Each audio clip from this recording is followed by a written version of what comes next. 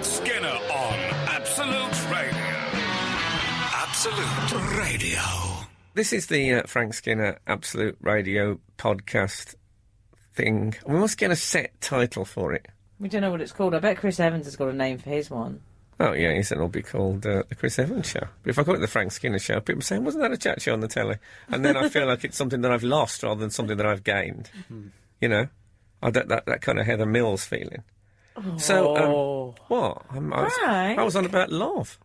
Oh. Well, you people.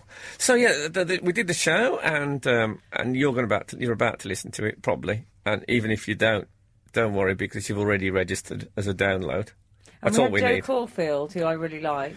Oh, all them evenings. What is it? That thing that Peter Sellers says about Russia. Someone in All Right Jack. They say, have you ever been to Russia? And he says, oh, yeah, all them cornfields and ballet in the evenings. I was just thinking all those Caulfields and ballet in the evenings. Right. That's what I was just thinking. So that happened, and we talked about that. It was an odd... it was a show where I felt I wasn't completely in control of myself. I love the fact that most people use podcasts, Frank, to promote the show, and you give a very honest appraisal of what you genuinely deconstruct it and say how you felt it went. No, but I think that people... I think at the same time, people do like a sense of listening to someone who is a bit like... You know, when you run down a grassy slope that's quite steep and you can't stop. I don't know. I once saw the Chinese state circus, and an Alsatian pulled round, and a small cart pulled a panda sitting in the back of a cart blowing a trumpet round and round the ring, and there was a very strong sense that the cart was slightly out of control. Right, the dog was going a bit too fast. I think that the cart had taken its own momentum, and the dog was no longer pulling; he was being slightly pushed. And you could see there was a wobble because obviously what the panda wasn't doing is leaning either to the left or to the right, as one should do when you go around a bend as a passenger. So all through this, there was this of the panda blowing this terrible horn. And there was a sense of anything could happen, and that was what my soul felt like today. I was the panda in the Chinese state circus Alsatian drawn cart. A novel by Beryl Bainbridge. I think that'll do, won't it? I hope you enjoy the podcast. Absolute Radio. I'm going to open by... This isn't going to be rude. I just went to the toilet, and not sitting here. I mean, before I didn't just go and think, oh, no one on there. Give it a couple of hours, and what with evaporation. So, I was in the toilet, and there's a mirror in the toilet, obviously. And it's unflattering, that mirror. Is it? Yeah. You haven't seen the mirror in the men's toilets? Oh, haven't I? Haven't I? We didn't have a jingle for that sound, so I had to do it in my mouth. I don't think anyone would have noticed, to be honest. Saturday morning! Oh, goodness. So let's start this again. You're in the toilet. Looking in the mirror, right? I've done everything. I'm looking in the mirror, just as what the one does before leaving. And this morning, I'm wearing a pinstripe jacket with a grey sweatshirt underneath. And I realise that is basically Chris Evans chic. And I would never wear a chic. I would never wear a sweatshirt under a pinstripe jacket. I mean, and it reminded me of that. Have you seen that TV advert that he's got at the moment for his radio show?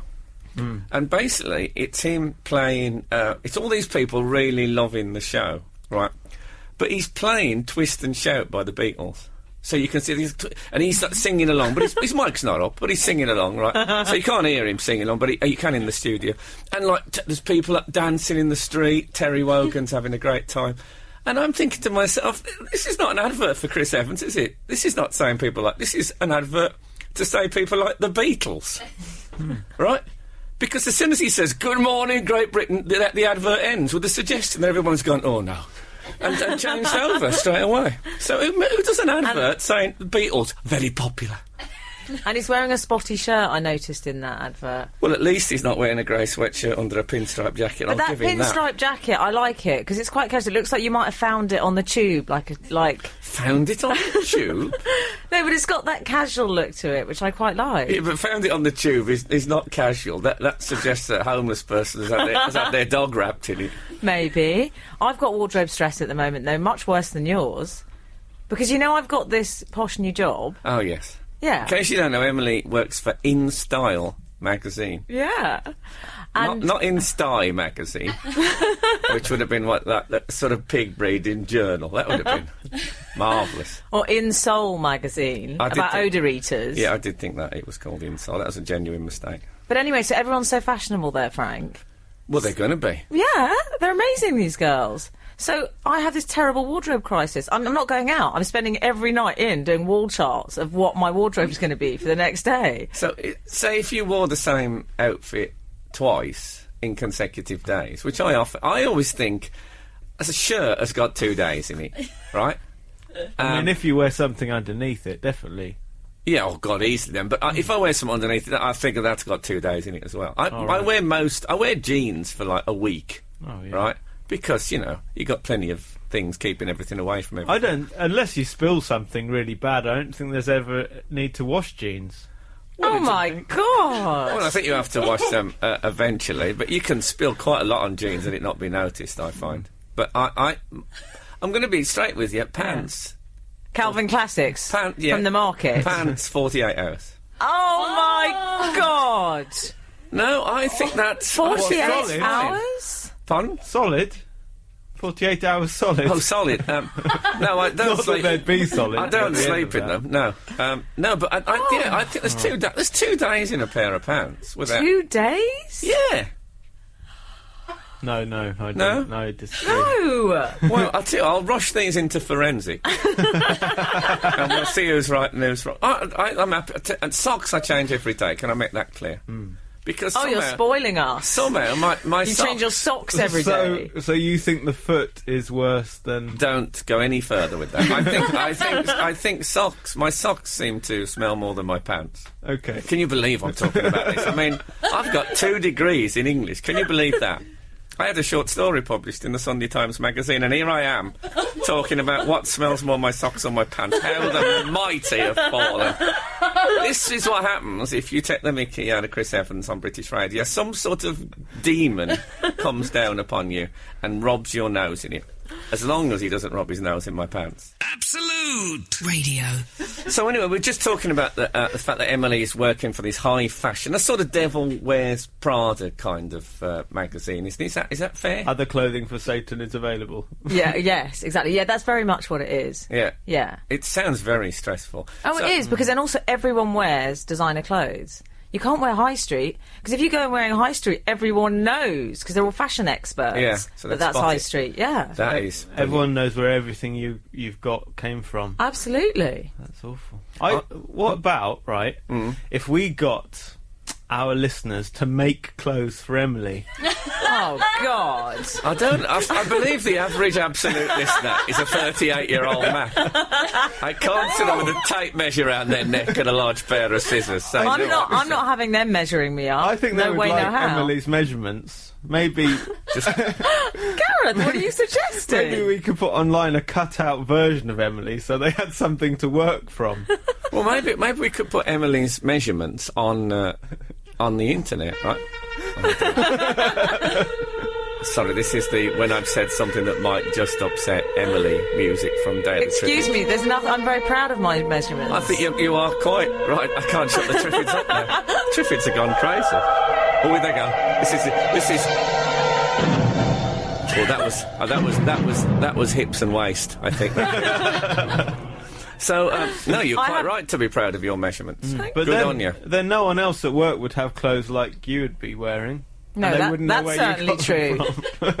And let's face it, today you two are both dressed by Sue Ryder, I believe, is the designer you're wearing. Oh, no. I do this thing where I like to lay my clothes out on the night before Do you? But not for fashion, for weather. I like to guess what the weather's going to be like. So when I get up, there's almost like a little man on my bedroom chair. So I don't feel I want to put the socks that are waiting. They're in my shoes at the foot of the chair, and then the jeans are lying on the chair, and the shirt's at the back. So it's like they watch over me during the night. You see, I do a similar thing, but I hang them all with hangers. Oh, no. So it's like a pipe cleaner woman. I hang them all on the back of the door so I can see what they look like. Oh, no, I don't like hanging. I wouldn't hang up a shirt in the night. I fear I might wake up in the night and think it was a spectre. Phil Spector. I think it could be Phil Spector, yeah, which would be... Oh, I had a terrible experience with Phil Spector once. You had an experience with Phil Spector? Oh dear, I might tell happened? you. I might tell you after. It was. I mean, it was bizarre in many ways, but anyway. ... Frank Skinner on Absolute Radio. Absolute Radio. I'm getting some real stick from the people here about my wearing pants thing. I just think it's disgusting. 2 days, it's not disgusting. Bear in mind, that means I use well, I don't. My cleaner uses less washing powder. Consequently, there's probably 2 polar bears alive that wouldn't be alive if I wore my pants more often. Yeah, but I don't believe you've just started doing it. I think you have been doing this since 1973, and you didn't know about that then. But some of those pants aren't around anymore. Many have disintegrated during the night. No, but I think you're being... I think there's no need. I can't even tell you There is need. It's called hygiene. There's nothing wrong. That's the need. Yeah, but everything inside it is... I keep everything I don't want to know clean. what's inside it. No, I don't want to know. I floss. Oh, my God. What was it? Yeah, I'll tell you what, it's just coming up to 8:30. Now, according to what I read this week, for mothers, right, this is the most stressful time of the day. This is when they feel most unappreciated and stressed and upset and close to tears, this time of the day.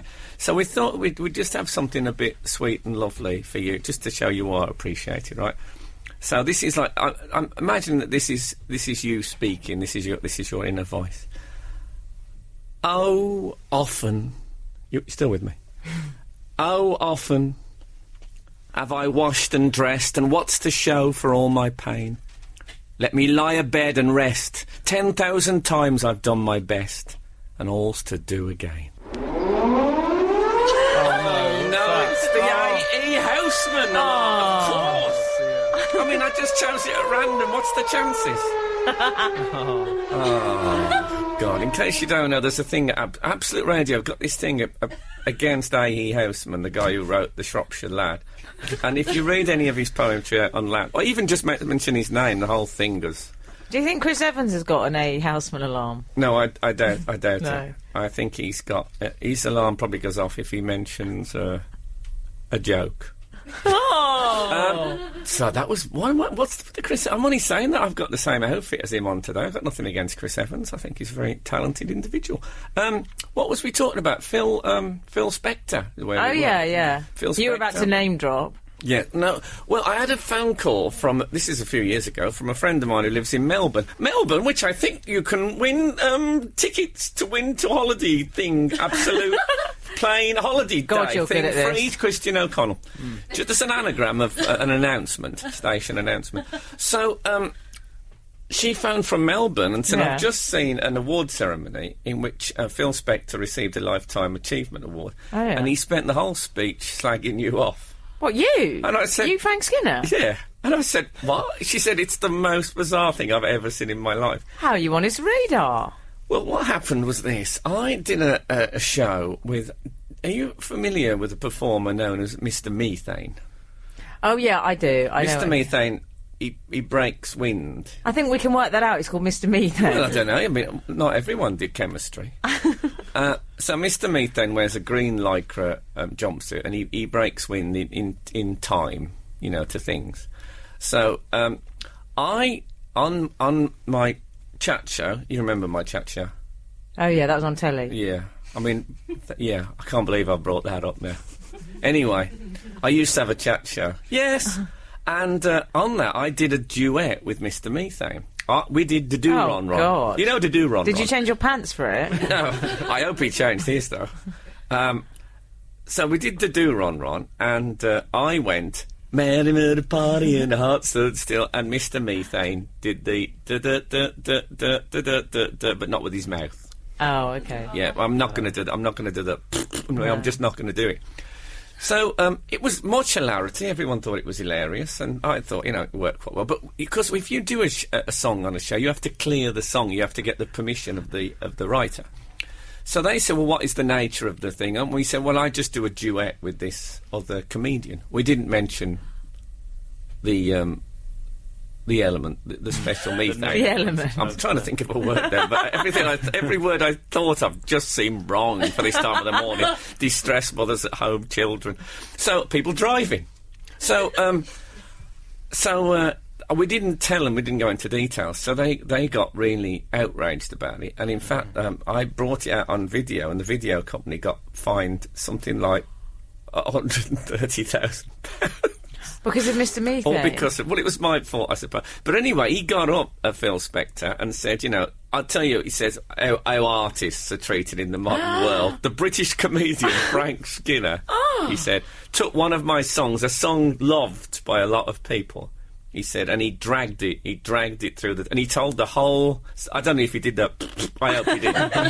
But, he got really upset about it, apparently. Absolute Radio. I've had a stressful week, I'll be honest with you. Why? I had a big row with a girlfriend. Oh, Frank. It was. And the thing is with a row, is that thing is what you do sort of post-row, And I know some people say, I make love and it's really brilliant after a row. I don't know what they say in that voice, but that's how they always say it to me, even people from the northeast. Say, well, okay, here's my idea. Oh, I really make it, and I don't get it. Anton Deck did it to me the other night. Weirdo. So, but take the sex thing out of it, and can I say? Hold on, I'll just check the absolute manual. I can't. Take that out of it, and the chocolates and flowers. What do you do? What do you do at the end of a row to sort of make things right again? So, I took a long shot. And I took my girlfriend after 2 days, really, 2 days of tension. 2 days. I know, yeah. It was a war of attrition. Oh. It wasn't unlike First World War in that respect. I was certainly up to my neck in muck and bullets. But so I took her to, by way of smoothing things over, I took her to a W.C. Fields double bill. W.C. Fields? At the British Film Institute. You know W.C. Fields? Yes, I do, but I don't think it's very romantic. In case you don't know W.C. Fields, he's an old comic from the 30s who spoke like this. And there's a bit where this little kid, baby Leroy, puts grapes through a hole and it lands on W.C. Fields' head, and he picks them up and goes, "Shades of Bacchus," which I thought was one of the funniest things I'd ever heard. Kath didn't laugh, but well, I'm not surprised. It is quite a weird choice, Frank. What about when Harry met Sally or something? Oh well, anyway, I thought it was a good thing. We sat through the whole thing. I laughed like a drain. I don't know what it means either, but I did. I laughed like a drain, and Kath sat there not laughing at all. Didn't and I she? thought, oh my God, she's having a terrible time. And then after, I said, what do you think? So I thought it was brilliant. Really brilliant. I said, you didn't laugh at all. She said, no, I didn't laugh, but I thought it was brilliant. So that's girls. Oh. But, yeah, so I was, because we have had rows. We've had, I mean, she threw a frozen loaf at me once. And that's quite heavy, a frozen loaf. A frozen loaf bad. of bread. So did she get it out of the freezer to throw it at you? What do you mean a frozen loaf of bread? What else could it have been a frozen loaf of? Don't know, the things come in loaves, don't they? What? No. Nitrogen. Yeah, a loaf. You know, the nitrogen loaves. What you get off the chemist. No, she threw a frozen. And we have a small metal bin in the kitchen which we put tea bags in. Oh yeah, I've seen that bin. Well, that was severely dented. Was it from the frozen loaf? It stands now as a monument to that row because it's always going to have the frozen loaf. Oh, it's embarrassing then when you do things like that, isn't it? Well, it was. I mean, luckily that the aftershock of it lasted not too long, so she was able to get it back into the freezer before it perished. So those of you thinking, well, that's all right throwing frozen loaves, and there's people in the third world who don't even have freezers. It's all very well him wearing his underpants for 2 days, but if he's taking out frozen loaves willy-nilly... Yeah, throwing them around, yeah. I once made an ex-boyfriend sleep on the sofa for some unspecified crime. I think he got back 5 minutes late or something. Fair enough. And no, but he was steaming drunk. So I said, "You're not coming in this bed. You're sleeping on the sofa." And I said, "And you're not having any covers." I wouldn't let him have covers, and he was freezing. I said, "No, that is your punishment. You'll have no covers." And in the end, I agreed to a compromise where he could have a Superman towel. And that's what he slept in for the night. That's all he was allowed to keep him warm. Did you have a Superman towel in the house, or did he have to go and buy one? I mean, that's not. It's wrong. My sister-in-law and my brother Terry, they had a big row. This is years ago. They're very happy now. Can I say that? And he went away for the weekend with the lads. She told him not to go, and he went anyway. And she cut every item of his clothing in half. I mean, everything. Hands were calloused from overuse of scissors over the weekend. She'd cut a pair of black leather slip-on shoes in half with a pair of scissors. I mean, through the rubber sole. It took the shoes alone must have took her an hour to and get the clothes as well. And everything done. But on the bright side, at least he had a load of funky waistcoats. Well, that's how I'd see it. No, but they went down the middle. So they're directional. It could be a fashion thing. A directional waistcoat. I might try that. I might go into a shop this out. If you got any directional waistcoats, I'll have a look. So might be one in the back room. Yeah, that's what they all say. I'm not being fobbed off with the old back room directional waistcoat trick. Oh dear, I'm meandering now. Absolute Radio. Frank, we've had an email in entitled "Am I a Freak?" And you might not be pleased to hear why. Is it from the Elephant Man? I was going to say, he's following technology. God bless him. It's from someone called Sarah. I've had a phone message from the Elephant Man. It says... Must have been a mouse. There was a mouse, I think, in the phone box. He hates that. Luckily, he had a small stool with him to stand on. It's from someone called Sarah. Okay. And she says, "I recently attended a workshop on working with children. We were asked to tell our colleagues something they wouldn't know about us. I said, 'I fancy Frank Skinner,' and everyone burst out laughing. This made the man... hold on just a minute. And everyone burst out laughing. Did she do a kind of a funny face or something when she said it? I don't believe so, no. I'm sorry to tell you. Maybe when she said your name, they thought of some of your material. And laughed. Yeah, and laughed. I think you can have a level of funniness when just the name. Yeah, it's a good name. Yeah. She said the man in charge came over and said it was the strangest thing he'd ever heard on one of his courses. The strangest thing he'd ever... I wouldn't mind, but it was Derek Acora. And it was still the strangest thing he'd ever heard. The strangest thing he'd ever heard on one of his courses. Not that strange. I mean, I don't claim to... I ain't no oil painting. Right? I say, I ain't no oil painting, but... we were meant to leap in there and say, oh, no, you're really good-looking, Frank. Too late now. OK. I think there's an element of the Laughing Cavalier about it, and maybe Sir Edwin Lansley as Monica the Glen. But and Stephen Tompkinson in a certain light. Yes, You've been I don't mistaken believe for he's him. an oil painting. I have been mistaken for him, Yeah. but to be fair, I had been in a car accident that week. Nigel Lithgow? People have seen People do say I look like Nigel Lithgow, that's true. Someone tweeted me to ask if you were related to him. I said I thought not. Yes. Well, I don't know. I'm doing... I'm supposed to be doing that "Who do you think you are" thing, so it'd be great if I find I'm in some ways Lithgonic. He's your evil twin. I think he seems quite nice. Frank Knight, to be like Jedward. Lustrous blonde hair he's got. Dude, I really want to run my fingers through I do. It looks really lovely, well kept, I think, Nigel Lithgow's hair. What was the... Anyway, so Sarah says, the upshot is... Yes. I'm sure Thank God Frank's there's an girlfriend... I'm sure Frank's girlfriend fancies him too. Are we freak? She says freak, not freaks. Are we freak? Yeah, are we freak? Okay. Are we human or are we dancer? Well, I think I'm one of those would but shouldn'ts, aren't I? I think I'm in the same category. No, shouldn't but would you are. Would but shouldn't. Am I shouldn't but... Yeah. Oh, yeah, shouldn't but... Well, it doesn't matter, does it? We're not here to argue about syntax on Absolute Radio. Yeah, I think I'm one of those. I'm one of those... Well, you know, it might be a bit weird, and obviously the pants would have halved that catchment area now. Frank Skinner on Absolute Radio. Absolute Radio. We've had some texts in, Frank. Well, things are looking up, because we set a kind of a thing for people to text in about, and I just forgot this week. So that's why we haven't had many texts. Sorry, everyone. Doesn't mean I don't love you, I just forgot. Things are looking up even more for you, because remember that woman texted in to say that she fancied you and everyone laughed at her? Yes. I'm not. There's no judgment here. I'm just Yes. reading out what the listeners said. And Maria has texted in to say, Frank, any man... most beautiful sound I have ever heard. Oh, it's creepy. Go on. Frank, any man that can make you laugh is gorgeous. Keep it up.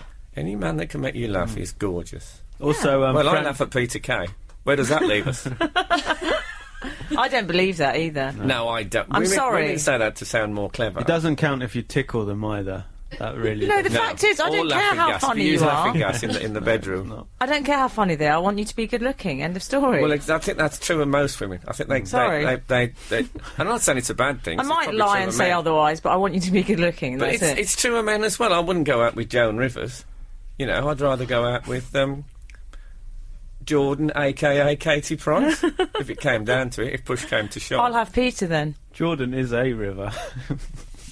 Jordan. It is. That's true, though. It's the river. You've gone biblical again. I love it when he goes biblical. Oh, I love it. Oh, he's Gareth's biblical corner. It's fabulous. He's virtually leather bound. So yes, it's a lovely thing to. I mean, thank you for sending that in. But I was at university once.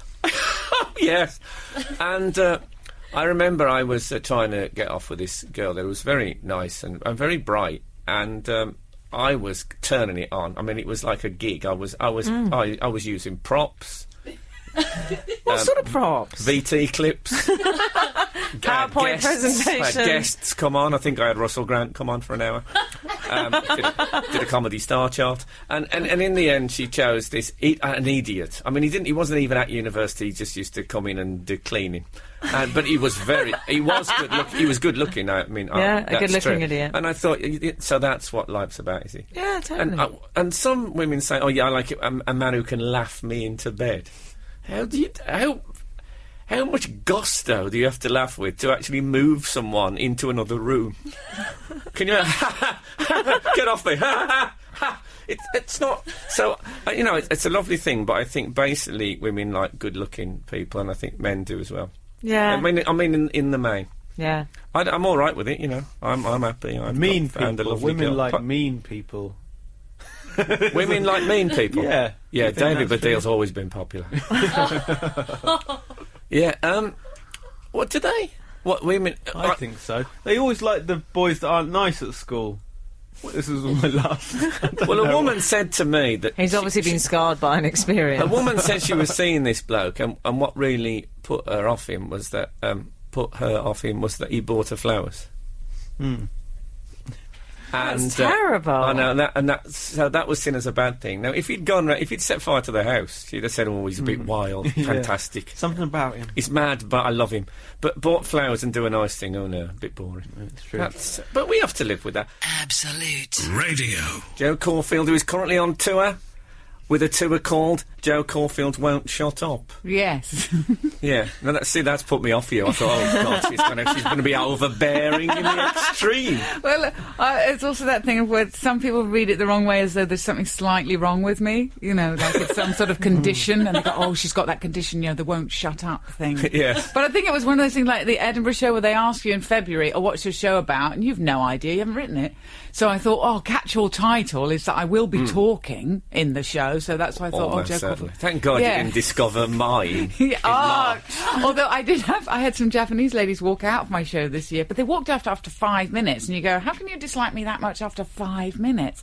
They were disappointed You shouldn't that have there started with wasn't that much. Pearl Harbor stuff. Well, they didn't. They would have liked a bit of mine. They actually said to the woman on the door, "Is it just that woman talking? Is there not a show? Will she change her clothes?" So.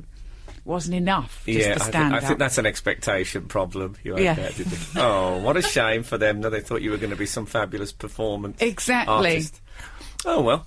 I don't think you should Yeah, so- feel bad. If yeah. anyone's going to walk out, that's a great reason. It is, yeah. Now, I was talking earlier on the show about the fact that I lay out my clothes Yes. the night before. In a slightly creepy serial killer fashion. Well, no, I lay them out on the bedroom chair. In fact, my clothes are the only person that ever sits on the bedroom chair, because I never do Oh, it. that's nice. No, But who does? Joe just revealed Yeah. that... I I'm going to let you prepare tell my this. breakfast the night before. Now I've thought, what I do, I just said, because they always ask you, so what you had for breakfast when they test the mic. So I said, well, I was going to have a boiled egg because I was going to pre-boil it last night, so it's ready for me. And I do that quite a lot, because a boiled egg, it takes 9 minutes, which you don't have in the morning.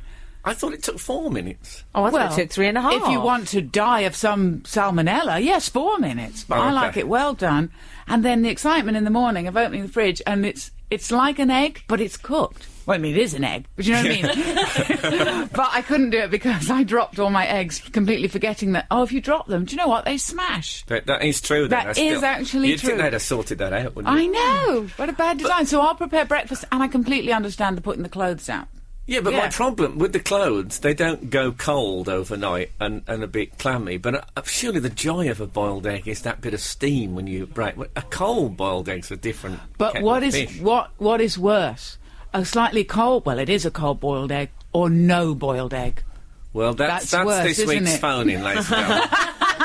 What is worse? These are the exciting things I'll be talking about in my show. Yeah. So where do you live now? Because we've got your information sheet here, and it says that Joe Caulfield is thinking of leaving London, and then it also says that I live in Edinburgh. You live in Edinburgh? Yeah, I know, I don't. I think I said in an interview in Edinburgh that I was going to live in Edinburgh, to make them like me. And but no, I do definitely want to live in London. I've lived here, I suppose I came here when I was 17, very excited, and the excitement's just worn off. And so I do want to leave, but not quite sure where. My husband wants to leave too. He does want to live in Edinburgh because he's Scottish.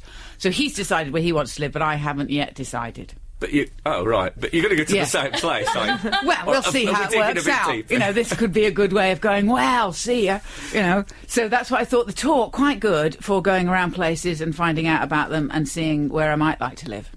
Now, let's get the brass tacks out of the way. You're on tour.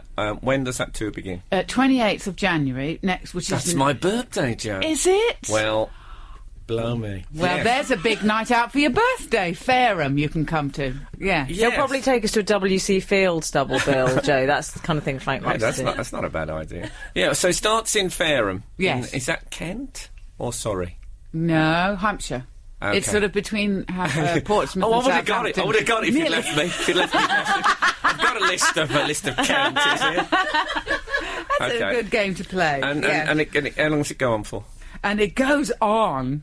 I don't mean goes on. Because I know you won't shut up. That's well known. It goes on and on and on until and I know when, the end of April. Okay, so and so anyone living in anywhere Britain, basically can track down Joe Caulfield. 49 dates, so it's absolutely everywhere. Marvellous. And will it culminate in Edinburgh?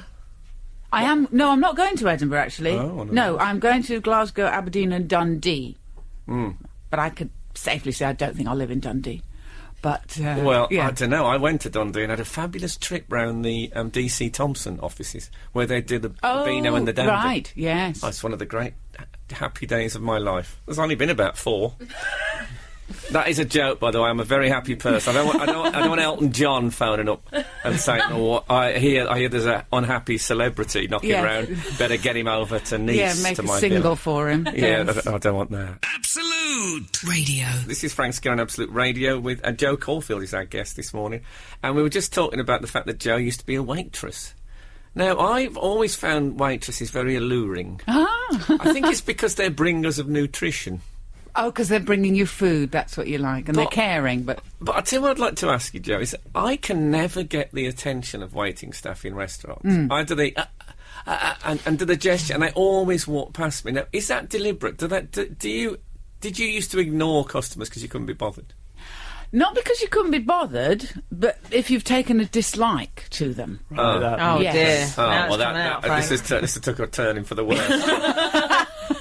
Yeah, you can, and it can be, and we're, there's no rhyme or reason into why a waitress would go off you. Really? Yeah, and we're very, there's a tiny thing and go, that's it. And sometimes if you're too quick to ask, it's like, I'm getting there. And they go, well, now you're going to have to wait. Or complaining in a loud Birmingham accent, maybe. No, it's not about... I'm sure you try to be very nice. You have to be nice because you're famous. So you have to be nice to waitresses. Oh, you do? Yeah. Yes. But I think I always was, though. I used to be extremely nice to waitresses. But no, I don't do that anymore. Right. Yeah. But I find if I get to the level of going, excuse me, which I think I see as failure. Yes. Yeah, it is. So you've raised your voice now. It's like dealing with children. You've raised your voice. You're as bad as them now, aren't you? Yeah, but I find, or when a dog barks, apparently it encourages them to continue barking. Did you know that if you shout at a dog, apparently they think you're barking as well? I bet they do. Of course they do. Why wouldn't they? Yeah, so they think, this is Stop great. it. They think barking is clearly the order of the day. Let's go for it. Yeah. But I have thought often, like, if, and I'd be nice, but there's something you just get really annoyed because nobody really wants to be doing it when you're doing it. Everyone is trying to do something else and then realise, I've been trying to do something else for 10 years. I am actually a waitress, right? And so there are times where if someone annoys you, you go, right, I can ruin your evening. You don't think that? Yeah, I did. Towards the end when I was really... it's like people who've been in a war too long, you get a bit kind of stir-crazy and you go, no, I'm really going to take it out on people. And I couldn't be nice anymore. I'd done it for too long. But weirdly now, I get kind of a thing going, I'd quite like to do it now, because I like the rushing around and the... Did you ever do bad things to the food, Jo? Yes, I have. Oh my God! No, it's true. That does happen. Yeah, because there's nothing more annoying than people. Please, everybody, learn this. If there's something wrong with your food, tell us immediately, nicely. Go, it's cold, whatever it is. Yeah. And we don't mind changing it because we know if we're nice to you and we can show our love, we get money from you. So no one ever minds you complaining. Business, isn't it? Yeah, you'll never go out for dinner again now. But the worst thing is people at the very British thing, the end of the meal, going, well, my wife's this was cold and we didn't like this. And you go, well, what's the point now? What's the point now? So then, if someone's they're frightened to complain before in case you go and spit in their food. So they you would spit in. Now, I wouldn't. I didn't spit. I would rub the ice cubes. If it was me, I'd rub ice cubes on my shoe. That was my thing. Everyone had their own thing of what they thought. Because I would never do the spitting, but other people. Oh no, you did ice cubes on the shoe. That's much better. Like dog mess is some way better than phlegm. Everybody had their own thing. Yeah. Which is worse, dog mess or phlegm? Don't forget cold egg or no egg. Yes. Yeah. It's still, the lines are still open on cold boiled egg. It's 8, 12, 15. But be nice to cold boiled egg with dog mess on? Yeah. And also there were things, some people are so nice. I remember once, and this is when I was saying to you that I thought I might have served you because it was in this restaurant in Hampstead. Surely you'd remember, Jo. Wouldn't it have been a bit of an occasion? I remember David Baddiel coming in. Well, we used to get the stars. Oh, yeah. George Michael used to come in all the time and we all used to worry about him because he never ate his whole dinner. Wow. No, he would... Well, I imagine he'd collapse face first into it after about 10 minutes. And he would always... At that time, he had a lady beard with him, always. Oh, really? Yes. And George Martin would come in because the Air Studios was round the corner. Now, George Martin, the Beatles producer, has got one of the biggest bottoms I've ever seen. Did you notice that? Really? He was always seated, you see, when I saw him. I imagine that you'd had a special sofa for when George Martin was in. Big bottom, really? Yeah, very big bottom. You couldn't push George Martin over. He's like a weeble. He's a big man, but next time, if you ever see him again... I will, yeah. Stare at his bum for a long period of time. He's pyramidic in many ways. I say pyramidic. Frank Skinner on Absolute Radio. Absolute Radio. So, the Royal Society for the Protection of Birds announced this week. Just sit down before you get this news. Do you mean the RSPB, as us youngsters call it? Yes, them. Yeah, they're going to do insects as well. They're going to do insects. They're going to look after. Is that how it's said in the press release? They're going to protect insects as well as birds. The RSPBI. Yeah, that's what it's going to be. What about birds that eat insects? Isn't there going to be a... Well, they're going to have to separate. There's going to be a conflict of interest. If a bird starts eating an insect, they're going to wrestle it to the ground. No, I don't think those things. I don't think they worry if it's animals against animals, or I don't think they intervene in nature. No, okay. I think it's just people stopping people doing stuff to animals. I must say, I've come round to this because when you watch I'm a Celebrity, Get Me Out of Here, and people like, they've got Jordan lying all over them. Not on a sort of people, insects. I'm thinking of Dame Powers. They kill loads of insects in those trials. I mean, and think nothing of it. Now, imagine, it's because they're small. Let's scale. How big do they have to be? If you used, let's imagine, voles. If you put a load of voles into a plastic head thing and they all got killed as Jordan rolled over on them, people would go crazy, right? But insects, it's all right. I shed no tears for them. I mean, the only insects I like are, if they're aesthetically pleasing, that's how I judge whether they can live. So ladybirds... But you're like that with people. Absolutely. Ladybirds, love them. Oh, no one would kill a ladybird. I love a ladybird. Butterfly. Earwigs. Oh, yeah. I'm sorry. They've got no place being in this world. To me, it's about size, you see. It's always about size. If I see a small, like, you can't even see what it is, just a dot moving on, say, in the hairs on my like arm. a gnat? Yeah, well, I'm like a louse okay. of some kind, moving through the hairs of my arm. It'll probably be a flea. Yeah, it could be a flea. I'd just kill that, right? But then if it was just, say, twice the size and I could make out the distinct leg or maybe a carapace of some kind, then I couldn't kill it. Right. I would have made a good nearsighted Buddhist monk. Because if I wouldn't be able to see the little ones then, so that would be fine. But no, I have got quite touchy about... what about a cockroach? Oh, I couldn't eat anything else. I'm frightened of spiders, right? Yeah. But so I used to kill them. I mean, if I saw a spider in the house, I would destroy it. Or in your 2-day-old underpants, that's where they live. I had to get the cleaner in to get rid of what was left on the wall. I mean, I couldn't allow for the fact that one leg might be moving around the house at night when I was asleep. But now I don't do that. Now my girlfriend puts it in a glass and we put it in the fridge and Joe Caulfield has it for breakfast. Spider cocktail. Love it. I spider cocktail as well. That's why I'm out of it. Okay, so that's basically the show. I'm going to see West Bromwich Albion play Newcastle United now, which is odd because I made that match because I picked that game out of the... You're responsible. Yeah, so it's like I've created a football game that I'm now going to go and see because I did the draw for the fourth You're round like a mad scientist. I am, yeah. You dress like one as well. Well, thanks very much. That's okay. I think it's Chris Evans chic. Anyway, all together now. Come on, baby, now. Come on. Are you listening, Tel? Twist. Okay, that's it. I don't want to go. That's the simple thing. Oh, please, let me just end. Good day to you. Absolute Radio.